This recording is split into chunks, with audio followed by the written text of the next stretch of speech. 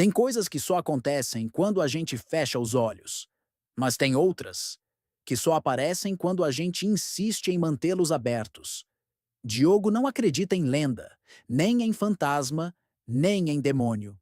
Ele acredita em rotina, em silêncio, em fazer o trabalho e ir embora. Mas naquela noite, algo quebrou. Foi só um detalhe, um reflexo, uma piscada que demorou demais para voltar. E é assim que começa. Não com sangue, não com grito, mas com um espelho, que não te imita mais. E quando o reflexo decide pensar por conta própria, é porque talvez você já não seja mais o original. Diogo não era o tipo de homem que se impressionava fácil. 38 anos, ex-militar. Agora segurança noturno de um patrimônio esquecido pelo governo e pela memória pública. O sanatório Graciliano Ramos era só mais um prédio vazio na lista de contratos da empresa. Um salário modesto, uma cidade esquecida, um homem tentando calar o barulho na própria cabeça. Desde que voltou do serviço ativo, Diogo sofria de insônia crônica. Não dormia direito, não sonhava direito. E quando dormia, sonhava com espelhos. Sempre os mesmos, sempre trincados, sempre com alguém do outro lado. Mas ele nunca contou isso a ninguém, porque homens como ele aprendem cedo a não parecer fracos, a não parecer loucos, a não parecer nada. Naquela madrugada de terça, ele atravessou os portões enferrujados do antigo sanatório, com a mente entorpecida por cafeína, rotina e desconfiança. Era o terceiro turno consecutivo no mesmo lugar. O cheiro de mofo, o eco dos próprios passos, o barulho de ratos nos dutos. Nada incomodava. Já tinha visto coisa pior no exército. Muito pior. Às 2h48 da manhã, durante a terceira ronda, Diogo passou pelo antigo banheiro feminino da ala leste. Um espelho oval ainda pendurado na parede, empoeirado, manchado, mas intacto. Ele parou, olhou, piscou. E o reflexo demorou para piscar de volta.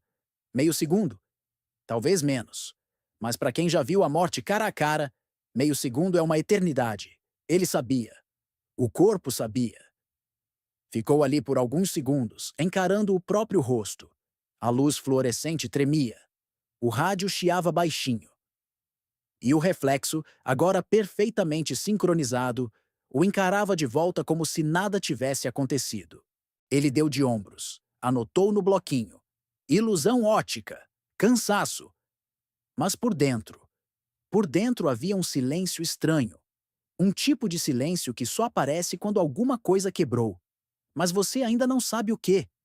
E naquela madrugada, pela primeira vez em anos, Diogo ia demorar para dormir, mesmo depois do expediente. Na segunda noite de trabalho, Diogo chegou diferente, mais calado do que o normal. E para ele, isso era dizer pouco. Tinha passado o dia inteiro tentando esquecer aquele espelho, mas o corpo não deixou. Dor de cabeça, tensão no pescoço, sensação de estar sendo vigiado até no banheiro de casa. Era como se o reflexo tivesse levado algo com ele. Diogo não era de acreditar nessas coisas, mas aprendeu cedo que ignorar o instinto era o jeito mais rápido de morrer. Na época do exército, tinha participado de uma operação no Acre, onde a equipe ignorou sinais pequenos, cheiros, gritos abafados, um rádio que não respondia. Resultado, 2 homens mortos. Um, desaparecido até hoje. Depois daquilo, Diogo desenvolveu um hábito silencioso.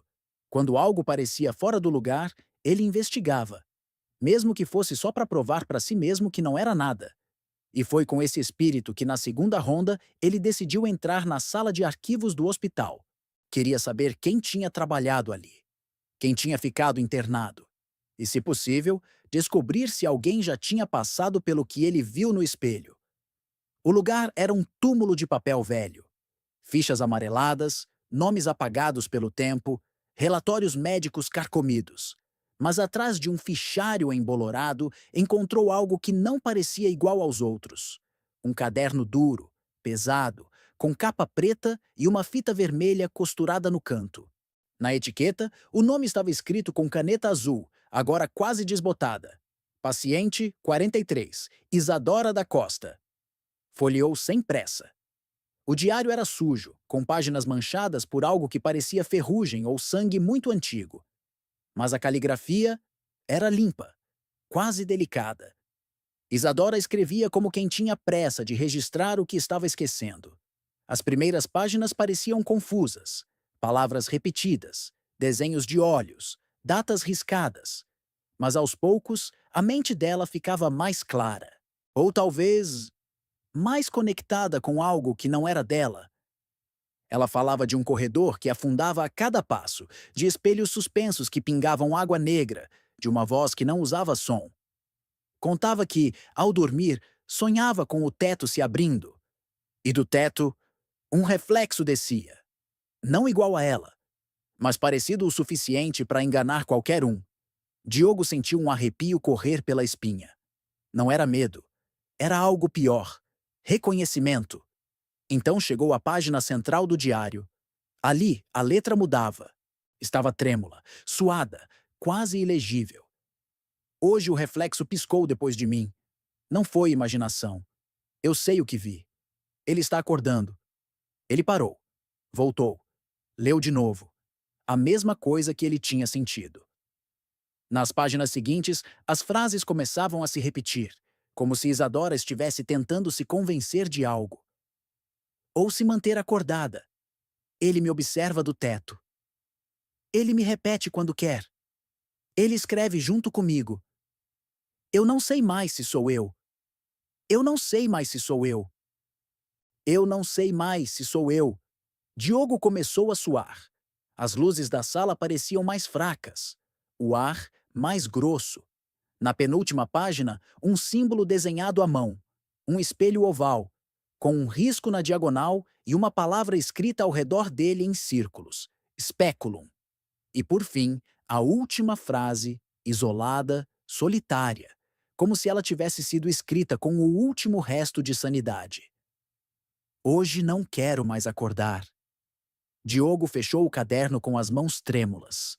Ficou ali, parado, encarando o próprio reflexo no vidro sujo da janela. Só queria confirmar que ele ainda estava seguindo seus movimentos. Durante o dia, Diogo tentava esquecer o que leu. Mas o corpo dele não deixava. O reflexo do espelho parecia ter grudado no fundo da mente, como uma mancha que se espalha lentamente por dentro. Ele não sabia explicar. Só sentia.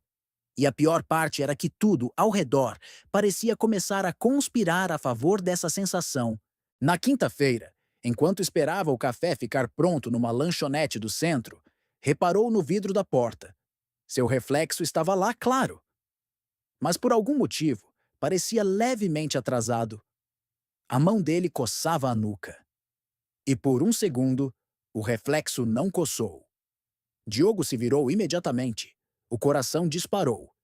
E o reflexo voltou ao normal. Culpa do cansaço, talvez. Mas por que o cansaço parecia estar afetando os espelhos, e não ele? De noite, durante a troca de turno, tentou puxar assunto com Alcemar, o segurança do hospital ao lado. Um velho quieto, olhos fundos, barba rala. Daqueles que já viram coisa demais. Diogo perguntou sobre o sanatório. Falou do espelho com cuidado, como quem testa a profundidade de um poço antes de pular. Alcemar respondeu como se estivesse esperando aquela pergunta fazia anos. Você viu, né? O reflexo torto. Aquilo é antigo. Teve uma menina que dormia olhando para um espelho no teto, interna da ala leste.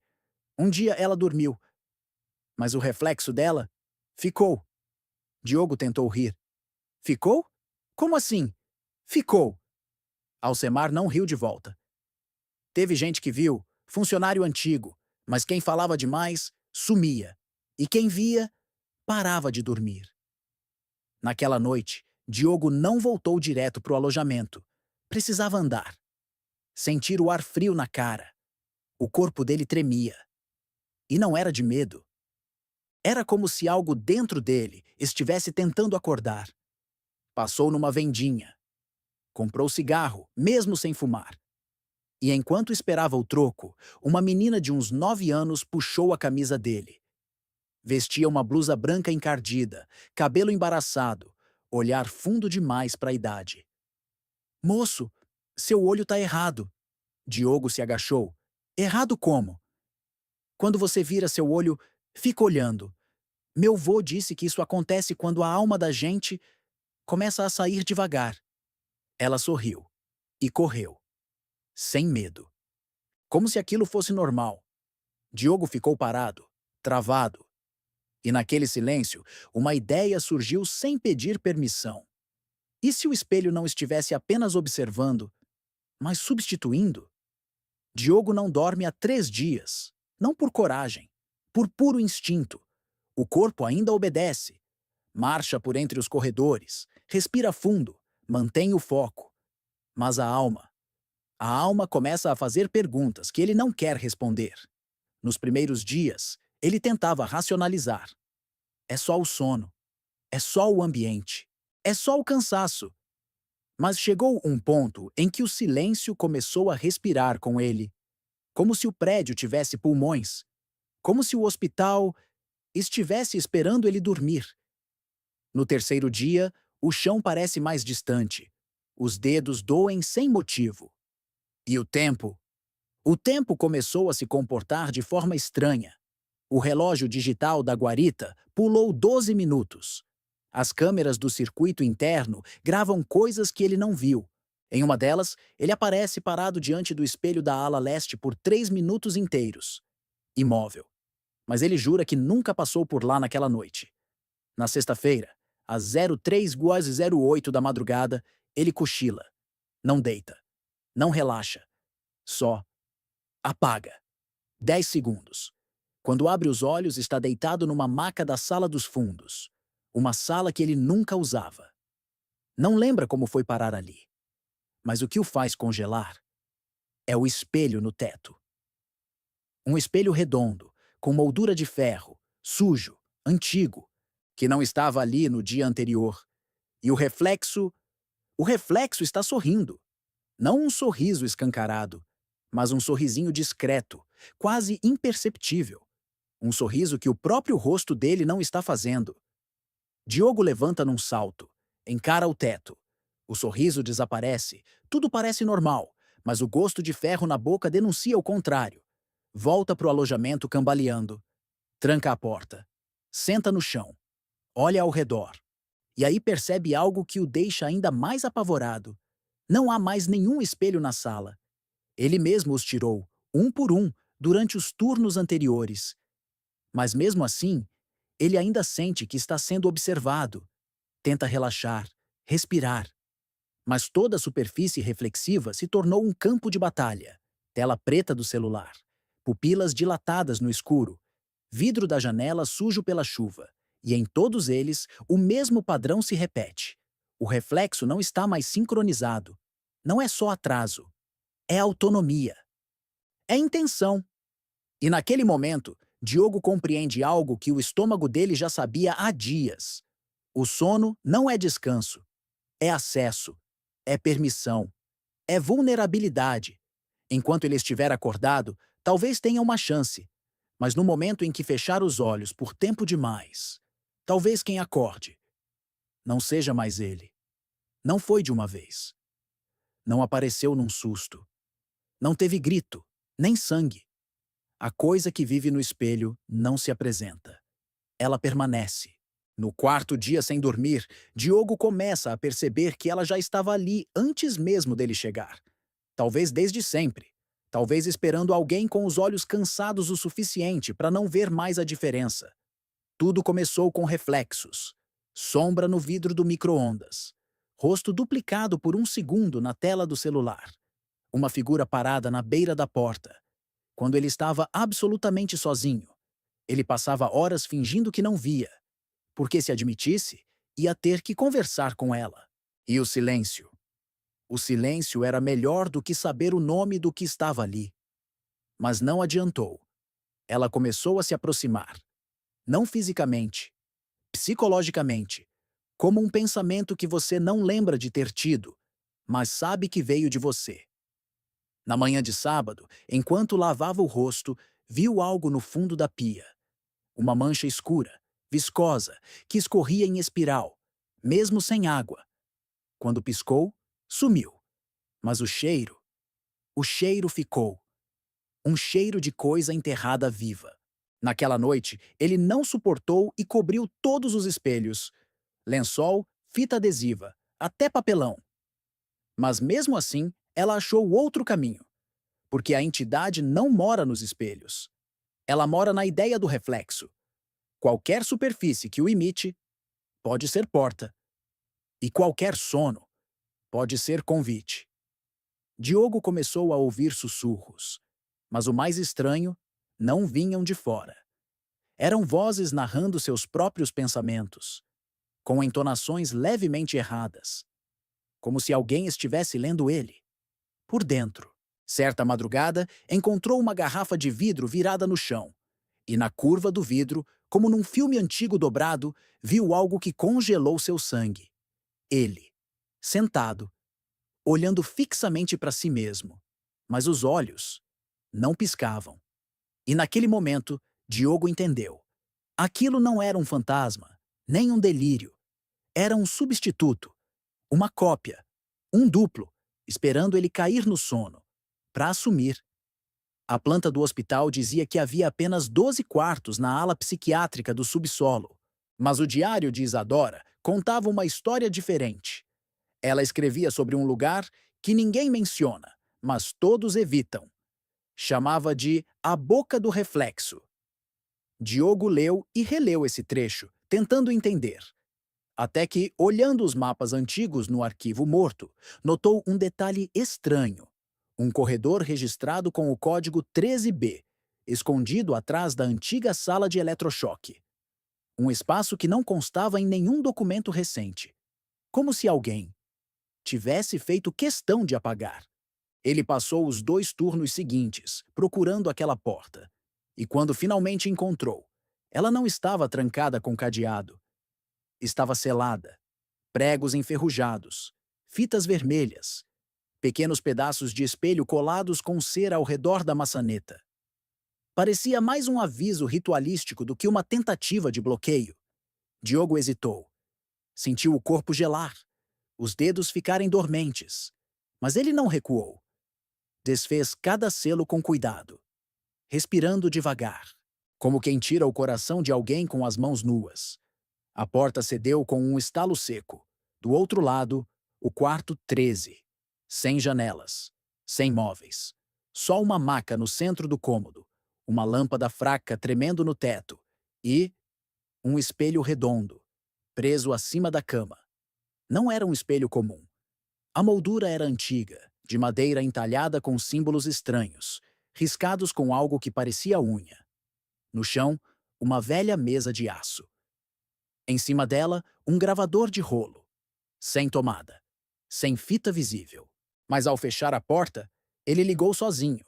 A fita girava lentamente. E então começaram os sons. Não música. Não vozes humanas. Sons úmidos. Como alguém mastigando carne dentro da água. Como suspiros sendo sugados para dentro de um tubo. Como risos. Ao contrário. E no final, uma única frase em voz baixa, arranhada, quase sussurrada em latim. Speculum non mentitur, sed tu mentires. O espelho não mente, mas você mente. A fita parou, e pela primeira vez, desde que pisou naquele hospital, Diogo sentiu que não estava sozinho. Não porque ouviu passos, não porque viu uma sombra, mas porque o espelho do teto estava respirando. Depois do quarto 13, o hospital nunca mais pareceu o mesmo. Não só por dentro, mas por fora também. Diogo tentou seguir com os turnos como se nada tivesse acontecido. Rondas, relatórios, café, silêncio. Mas havia algo no ar, como se o tempo escorregasse pelas paredes. O relógio da portaria parava sempre às 03h03, todos os dias. E sempre que voltava a funcionar, Diogo percebia que faltavam minutos da própria memória. Começou a testar. Colocou seu celular para gravar enquanto dormia em turnos curtos de 2 minutos. Ao assistir, notou algo que fez o estômago virar. No vídeo, ele levantava, caminhava até o espelho da enfermaria e falava com alguém. Mas no áudio, nada. Só estática. E o reflexo? O reflexo não se movia. Em uma das noites seguintes, viu um rato atravessar o corredor. O rato parou, olhou para ele, e Diogo sentiu que aquele olhar durou tempo demais. Instintivamente, olhou para a esquerda e percebeu que o rato não tinha reflexo no vidro da porta. O espelho não refletia mais os vivos, apenas os que pertenciam a ele. Diogo passou a anotar tudo em pequenos bilhetes. Deixava no bolso, nas paredes, no banheiro. Porque as memórias começavam a sumir. Lembrava de coisas que nunca aconteceram. E esquecia coisas que tinha feito horas antes. Uma noite, abriu a câmera frontal do celular e apontou para si mesmo. Estava sozinho no refeitório. Mas na tela, dois rostos. Um olhando fixo, o outro piscando. Ele jogou o celular no chão. A realidade estava cedendo, não como um prédio que desaba, mas como um sonho que perde sentido. Cores pareciam diferentes. Pessoas na rua falavam frases desconexas, cartazes colados em postes que ele tinha certeza que nunca viu antes. Mas todos pareciam antigos, gastos, como se já estivessem ali há anos. Naquela noite, Diogo entendeu uma coisa. Ele não estava mais tentando sobreviver. Ele estava tentando permanecer real. Tudo começou com um cheiro. Na madrugada de domingo, Diogo andava pelo corredor da ala pediátrica, desativada há décadas, quando sentiu um perfume doce no ar.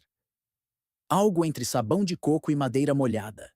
Aquele cheiro o transportou para outro lugar. Ele fechou os olhos por 2 segundos e viu um quintal, uma casinha simples, com varanda de madeira, uma mulher estendendo roupas no varal e um menino, com os olhos dele. Mas não era ele. Acordou no chão. Não sabia quanto tempo tinha passado, mas o cheiro ainda estava ali, como se alguém o tivesse deixado cair dentro da cabeça dele, de propósito. Nas noites seguintes, começou a lembrar de um cachorro chamado Tilo, de um portão verde, de um armário que rangia às 3 da manhã. Só havia um problema. Essas memórias não existiam. Não pertenciam a ele.